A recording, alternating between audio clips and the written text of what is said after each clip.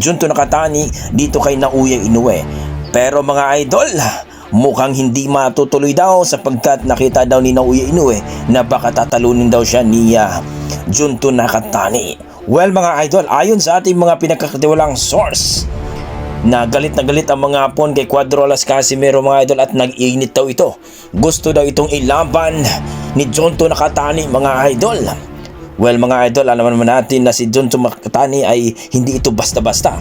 3 Division World Champion ito at kakaakyat lang sa Super Bantamweight Division na may dalang kartada talaga mga idol na wala pang talo.